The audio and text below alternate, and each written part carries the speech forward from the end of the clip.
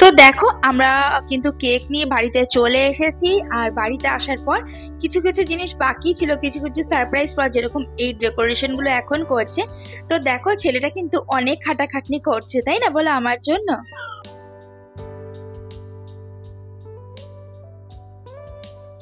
এই যে বাবা, ই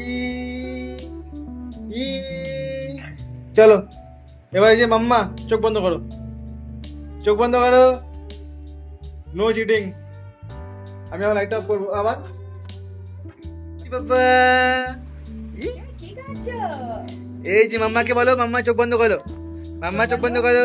আর চোখ খোলা হবে না এখন তোমার জন্য, চোখ বন্ধ বন্ধ। কতক্ষণ বন্ধ করবো? হ্যাঁ লাইটটা অফ করে দেবো। কি হলো তোমার? কি এই ভয় পাস না, লাইট বন্ধ করছি। তোমার কি?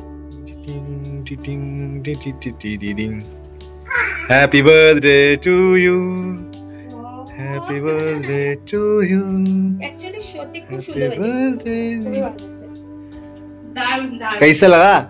এই এই যে সবথেকে বলছি, আমার আমার এই যে এই লেখাটা সবথেকে বেশি ভালো লাগছে, মানে এত সুন্দর করে পুরো ওয়াল জুড়ে একদম করা, আমার তো খুবই ভালো লাগছে এটা, এটাই সবথেকে বেশি ভালো লাগছে। चलो चलो আসো, अभी तो पार्टी शुरू हुआ है। इधर आओ, কেকটা খুব সুন্দর, কেকের মধ্যে জিনিস আছে দেখো, এই দেখো গোলাপ ফুলটা কি তুমি আমার জন্য এনেছো? ইয়েস, ওটা খাওয়ার জিনিস গোলাপ ফুল। খুব সুন্দর, মানে আজকে আজকে মানে কি বলবো, গোলাপ ফুলটা তুমি কেকটা এখানে সরাও, সাইডে রাখো। সরাবো? হ্যাঁ কেন সরাও না, রাখবো না আমি? না কেকটা আমার জন্য। এটা কিন্তু দারুণ। কেকটা আমি এনেছি ঠাক্কর বেকারিস থেকে, এবার ঠাক্কর বেকারি তোমাকে একটা জিনিস গিফট করেছে, ওটা ওঠাও। কি গিফট? দেখো ভিতরে গিফট, ঠাক্কর বেকারির গিফট। ট্যাং র্যাং র্যাং র্যাং র্যাং, এটা কি আমার ফোন হারানোর গিফটটা? Vivo V30 Pro। ইয়ে,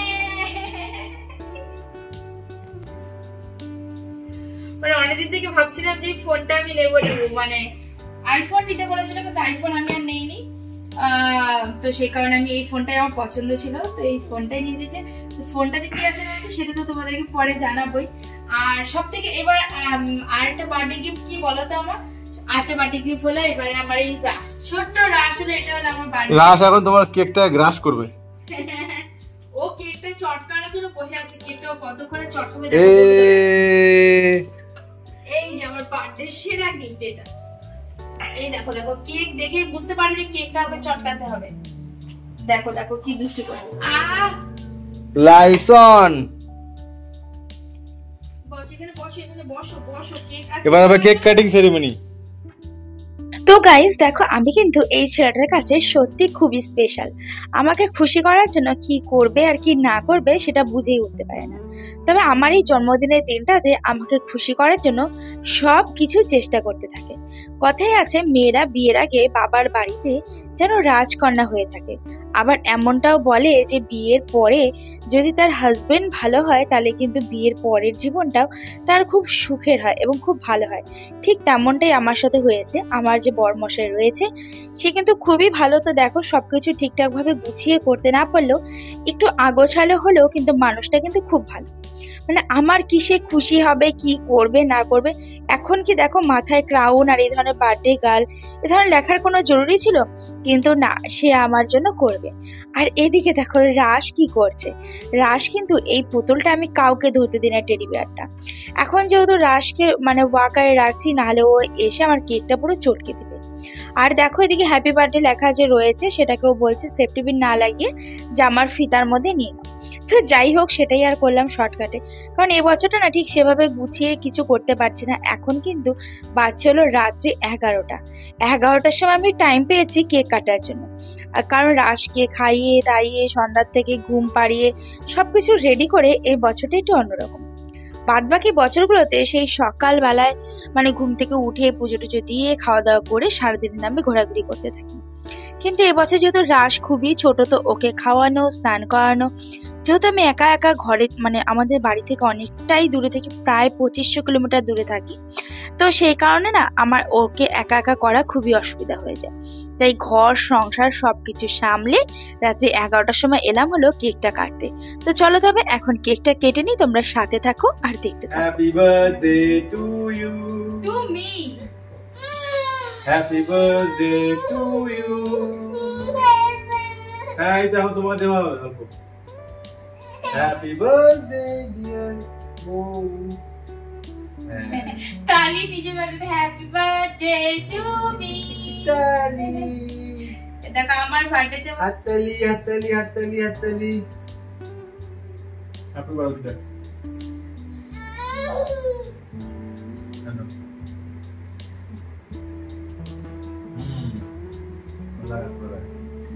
হাতের থেকে খাওয়া যায়।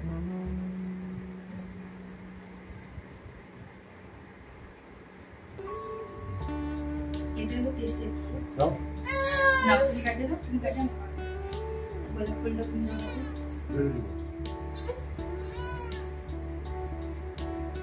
না হ্যাপি বার্থডে।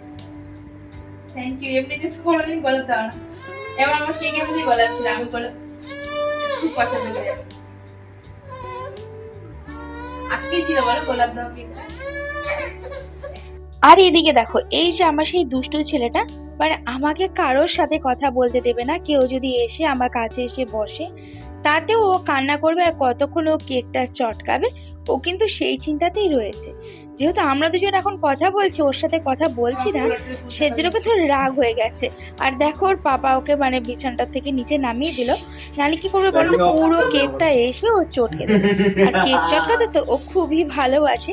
তো তোমাদের ব্লগটা কেমন লাগলো সেটা তোমরা অবশ্যই কমেন্ট করে জানিও। আর যারা এখন আমার চ্যানেলটিকে সাবস্ক্রাইব করনি তারা কিন্তু ঝটপট করে সাবস্ক্রাইব করে দিও।